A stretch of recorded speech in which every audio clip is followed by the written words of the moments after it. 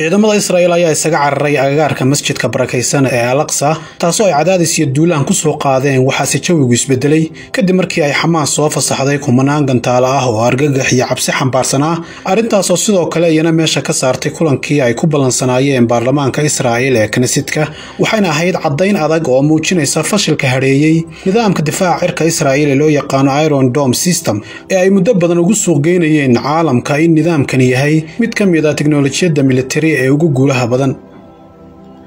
balse marka hore ku soo dhawaada daawadayaal barnaamijkeena xulashada dunida oo aad markasta kala socotaan Horfadhi Media waxaana markasta idila socodsiiya anigoo ah Yaasiin Cabdi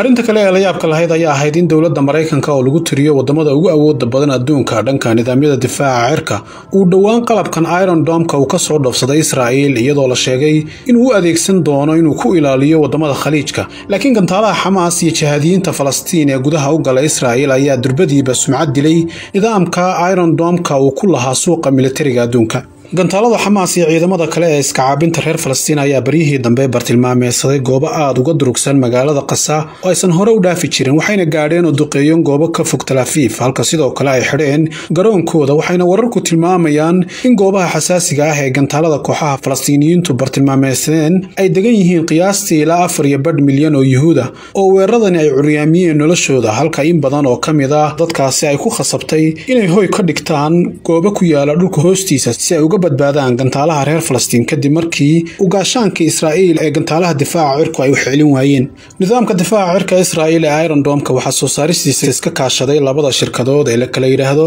Rafale Advanced Defense System iyo waliba Israel Aero Industries waxayna ciidanka Israa'iil nidaamkan ay adeegsanayeen tan iyo sanadkii 2011 nidaamka amniga ee loo yaqaan Iron Dome-ka ayaa ah hanaan difaac oo looga hortago gantaalaha ridada dhow kuwaas oo u dhaxeeya 4 kiiloomitir ilaa 70 kiiloomitir iyo sidoo kale madaafiicda hoobiyaasha ah ee loo yaqaan Hound maadaama qalabka raadaarka ee ku rakiban nidaamka uu go'aamiyo gantaalada ku soo wajahan isagoo dabadeedna ridaya gantaalo iska caabin ah si uu gantaalada ugu burburiyo hawada sare inta aysan ku dhicin bartilmaameedka dhinaca kale faa'iidada qura ee nidaamkan uu leeyahay sida la sheegay ayaa ah in suuragal ay tahay in si sahlan loogu wareejin karo goobo kale muddo gaaban oo saacad ah iyadoo sidoo kalena laga soo xigtay xogta midowga loo yaqaan IHS chain-ka ee ka soo faalooda arrimaha amniga halkii madax ee gantaal kasta oo nidaamkan rido waxa ku jira 12 kiilo oo walxaha qarxa ee aadka u sareeya wuxuuna nidaamkan difaaca cirka ee Israa'iil uu ka kooban yahay 5 cunsur ama qaybood kan koowaad waa qalabka isgaarsiineed kan labaadna qaybta dabka siinaysa nidaamka oo dhan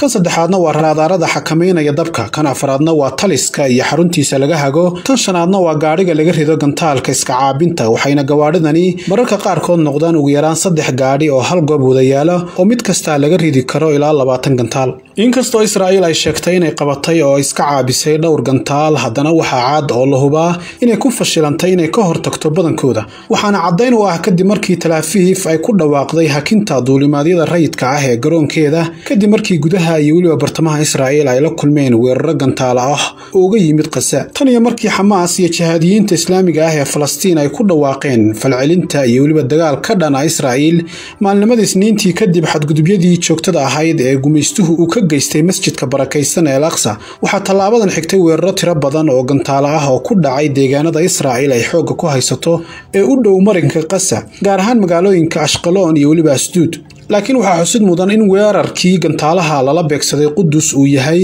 mid ay ku dheehan tahay horumar iyo tayo sare maxaa yeelay gantaalku wuxuu awood u yeeshay inuu ka gudbo masaafo dheer oo kala ah laga soo bilaabo Qasa ilaa iyo Qudus ururka Xamaas ayaa garabkooda military ee Al-Din Al-Qasim ayaa sheegay inay weeraradan u adeegsadeen nooc cusub oo gantaal ah si kastaba ha noqotee dhabarjabkii ugu weynaa ee soo gaaray nidaamka Iron Dome-ka wuxuu yimid markii Tel Aviv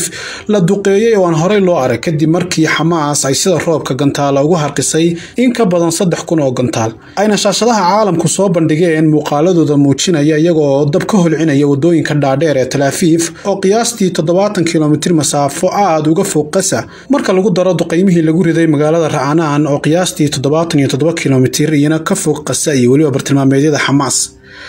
arrinta ugu daran ee warbaahinta caalamku qaada dhigayeen waa sida masaafada weyn ee inta leeg gantaalkan uu ku socdaalay kuna duqeeyay Tel Aviv taasoo ceeb ku noqotay nidaamka difaaca Israa'iil ee Iron Dome-ka sababtoo ah waxa loo maleynayay in fogaanshiyaha fog ee gantaalku hawada ku sii socdo ay siinayso Iron Dome-ka fursad inuu ku ogaado si fududna uga hortago sababaha kale ee keenay fashilka ku yimid nidaamka Iron Dome-ka inuu ka hortagi kari waayo gantaalaha Hamas ee ku dhacay goobaha aadka u fog iyadoo ilo laga soo xigtay sarkaal ka tirsan militariga Israa'iil uu u warramay wargeyska Globus uu yiri Hamas iyo ciidamada kale ee Falastiiniyiintuba si joogto ah ayay u barteen ceebaha iyo daldaloolada ka jira nidaamka waxayna arintani gaarsiisay inay xayndaamka difaaca ee Iron Dome-ka uu si xoog leh ay ku jabiyaan iyagoo ridaya daraasiin gantaalo ah oo noocyo kala duwan iyo waliba kala rido gedisan isla ila waraadkan militariga Israa'iil wuxuu intaas ku darayaa in qaabkan la soo tijaabiyay 2 sano ka hor markii jihaadiyiinta islaamku muddo daqiiqado gudahooda ku rideen daraasiin gantaalo ah kuwaas oo qaarkood ka baxsaday raadaarka nidaamka Iron Dome-ka sida laga soo xigtay saraakiisha Israa'iil Hamas iyo kooxaha kale ee ku sugan Gaza waxay ilaa shalay ku rideen dhulka Israa'iil ay xoog ku haysato ilaa 3,000 oo gantaal halkaas oo ay ku dhinteen 7 Israa'iiliyiin ah oo ayna ku dhaawacmeen 10 kale wuxuuna kaloo sarkaalku sheegay in kastoo ay jirto tayada sare ee qalabka raadaalka Israa'iil ee casriga ah iyo awoodda militari ee weyn haddana Hamas iyo jihaadiyiinta Falastiiniyiintu waxay awood u yeesheen inay sameystaan tiro badan oo gantaalo ah waxayna sirdoonka Israa'iil ay filayaan in gantaaladan lagu qariyay Gaza qaarkood ay sameysay Iran iyadoo ay jiraan kuwa wali sameeyntooda ay socoto guutada Isdiin al-Qasim ee garabka militariga Hamas ayaa sheegtay in gantaalada loo adeegsaday Tel Aviv ay ahaayeen kuwa casri ah oo aad u culculus waxaana loogu talagalay in lagu burburiyo garoomada Israa'iil sida lagu sheegay bayaankii ka soo baxay gantaalkan ayaa noociisu wuxuu ahaa A120 kaasoo loogu magac daray hogaamiyihii hore ee al-Qasim Raa'id Atar bayaankan waxaa lagu cadeeyay in gantaaladan ay wataan madaxyo qarxa oo leh awood wax burburiso oo aad u baaxad weyn waxayna gaari karaan masaafo dhan 120 kilomitir waana markii ugu horeysay ee gantaalka noociisa ah la adeegsaday guutooyinka Qassam ee garabka Hamas ayaa sheegay inay adeegsadeen xeelad cusub oo gantaalku ku bartilmaameedsaday magaalada Ashkelon una sahashay inay ka gudbaan nidaamka difaaca cirka Israa'iil ee Iron Dome-ka xeeladan oo si gaar ah u ahayd tii ugu weyneed ee nooceedaheeda ayaa galabnimadii Talaadada ee la soo dhaafay lagu duqeeyay magaalooyinka Ashdod iyo Ashkelon ilaa 137 gantaal oo culus oo muddo yar oo 5 daqiiqo gudahooda ayna ku guuleysteen inay ka gudbaan hanaanka difaaca Israa'iil halkaas oo dad Israa'iil u dhashay lagu laayay qaar kalena ay ku dhaawacmeen taasoo looga jawaabayay falalkii Israa'iil ay ku bartilmaameedsanaysay guryaha nabdoon ee Falastiiniyiinta inkastoo Hamas wax sharaxaad oo dheeraad ah oo ku saabsan arintan aysan ka bixin marka laga reebo taatikadan ay isticmaashay oo kaliya sidoo kale guutooyinka ka tirsan jihaadiyiinta islaamiga ah ee ku sugan marinka Gaza waxay sheegeen inay gantaalo tiro badan oo nooca Badr 3 ay ku duqeeyeen magaalada la haysta ee Ashkelon iyadoo wargeyska bariga dhexe oo soo xiganaya ilo Israa'iil ah uu wariyay in gantaalkan hore loo adeegsaday 5tii bishii May 2019 waxaana gantaalkan ku rakiban oo uu sidaa madaxyo qarxa oo culeyskoodu yahay 250 kilogram isagoo bartilmaameedsan kara masaafo ka badan 160 kilomitir waxaana sii dheer faa'iido kale oo muhiim ah oo gantaalkani leeyahay taasoo ah inuusan qarxin ilaa uu ka gaaro bartilmaameedkiisa ila wareedyo kale ayaa sheegaya iyana oo xusay in guutooyinka Saraya al-Qudus ee garabka jihaadiyiintu ay hormariyeen gantaalka si uu u qaado madax culeyskiisu yahay 350 kilo taasoo ballaadhinaysa awoodiisa inuu burburiyo xarumaha iyo waliba guryaha ku dhow goobta qaraxa gantaalku ay ku dhacdo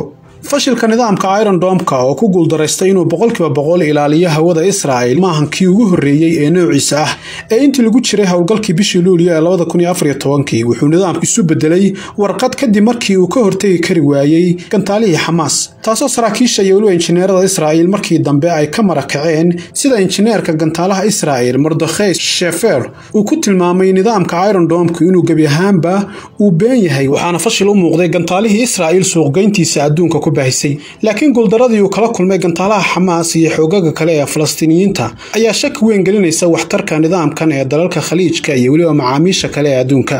su'aasha kor u qaadaysa fashilka nidaamka Iron Dome-ka ayaa ah haddii gantaalada Hamas iyo Saraya al-Qudus ee ku xayiran marinka Gaza oo aan awood badan haysan ay fashiliyeen nidaamkan maxay sameyn doonaan marka ay iswajahaan gantaalada ay soo saaraan dalalka waaweyn ee leh kheyraadka fara badan sida Iran oo kale sideese Israa'iil u suuq geyn kartaa nidaamka fashilmay dagaalkan kadib gaar ahaan maadaama dagaalada dhabta ah ay inta badan kala saaraan tayada hubkaasi kuna go'aamiyaan wadamada caalamka marka ay doonayaan inay hub soo iibsadaan